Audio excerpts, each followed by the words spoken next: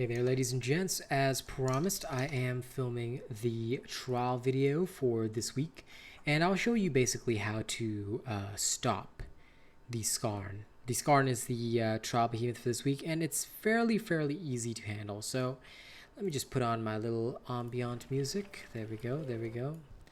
Always got to have some good rainfall. So, of course, take your potions as per normal. Alright. Get in there. You'll be able to press your G as soon as your legendary ability as soon as you touch the ground, and that's okay. If the Skarn gets ready to do this, run away for a little bit. Alright. Dash in, stop it. Now, if in case you go down, that will happen, okay? Don't worry about it too much. Most of the time you shouldn't. Alright, but yeah, it's a long ass knockdown if you do, so just be aware of that. If you need to take potions after this, just do so. It'll just be happier for you, and you can focus on taking down the Skarn. So, how do you beat this thing ASAP? Alright, well, first of all, dodging is going to be your friend. Make sure you're always dodging attacks, and the Molten is there to keep you from getting yourself janked. Alright, especially in the situation whereby, as you can see, the Skarn rears up or all the other kind of stuff. Yeah, just use your mobility to get out of the way. In fact, that's what the Skull Forge is also there for, because not only are you fire immune, but you're literally like constantly having stamina. So dodging becomes very easy, and you want to do that. Try not to miss your slams like me, because by the time the 1 minute mark comes around, assuming you didn't take the long knockdown like I did there, you should actually be able to have it about half health down, just so you know, because breaking parts on Skarn a bit harder than intended because of its shells. Just remember that.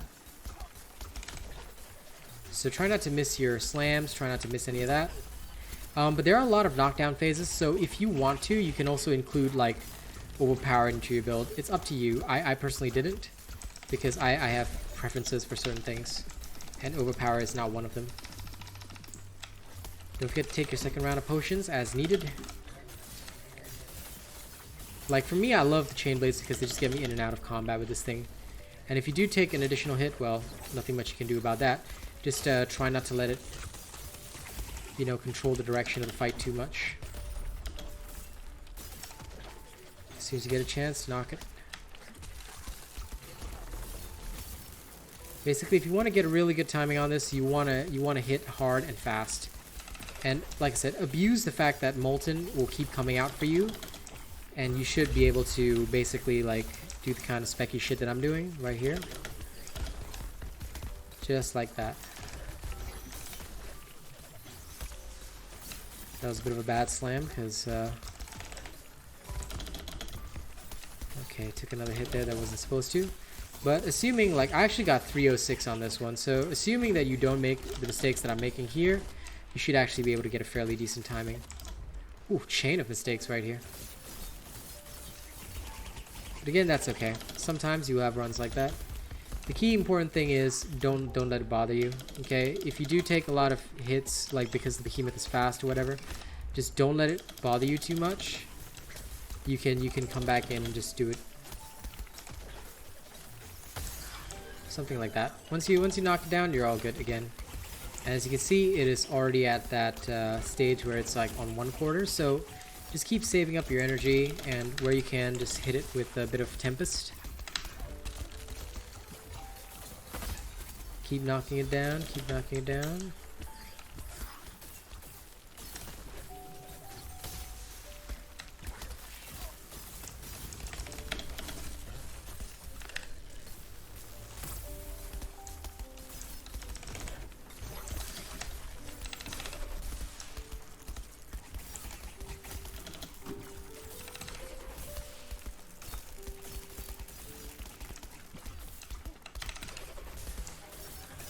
There we go. The 59 seconds longer, the extra 50 seconds on this one, was mostly because I took that early knockdown and I kept getting hit during the second phase, but my actual timing is 306, and you'll be able to get that. This is still an S+ ranking. The Skarn is not difficult to beat, assuming you have the right build. Just be aware that during the second phase, it will, if you do have to dodge really well, so just be very aware of that. If you take too many hits, back off on it. The other thing is that if you don't like parasitic, you can add in more fortress. It's just that if you suffer a chain of hits, right, you may still like lose out a lot. So you can go for +6 fortress if you do want to go for any parasitic at all. It's up to you. Okay, I genuinely leave that up to you.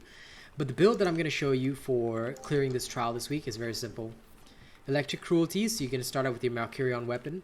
Pulse Fortress. Special is Reaper's Dance. Mod is Hurricane Blades. Alright, right there. Bond is Savate's Pincers. Tempest will be your Omnicell for the higher attack speed. Pangar Shine with the Catalyst Cell as your Lantern, because freezing it is very good. Skullforge, Fortress Cell here. Hellblade Curious, Predator Cell. Grasp of Thorns, Berserker Cell. And Stride of Thorns with a Catalyst Cell.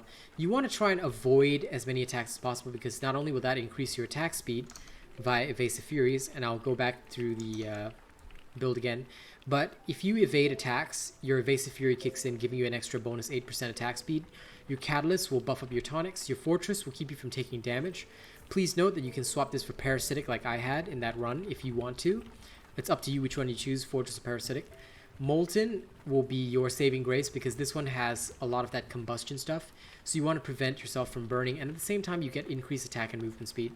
There's no downside to having Molten here. Predator will prevent you from taking any hostile damage. Will give you 35% bonus damage as long as you don't take any hostile damage. Pulse works together with Savate's Pincers and makes your slams more powerful, which is why I was trying to time my slams together with Pulse, so make sure you do that. Berserker will just increase your raw damage by another 20%, so 35 plus 20, 55 total. And Evasive Fury, like I mentioned, is just a little bit of a bonus, because you'll be dodging attacks a lot, not only to trigger your Tempest, but also to cool down your Savate's UE faster. Alright, so depending on how flawlessly you play, you can get a way better timing. Like I said, I got 306, but when I was filming the video, I got about like the 359, and honestly, I just can't be arsed doing it again.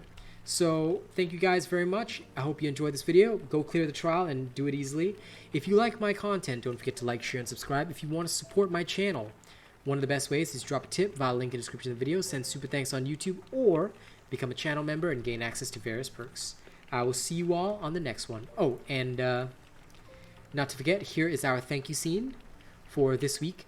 Don't forget that if you are Prestige or higher, you do get in the Throne of Honor. The Throne of Honor goes to Mighty Zeno, Jerry Fast, Franz Schubert, Stephen Martin, Logan Schwartz, Pinomies, King, Ditorius Venom, The Forgotten, Nate the Great, Zach NFG, and of course, Death Dawning 982, who is our only Plus Ultra member. He'll be updated into this list on the weekend.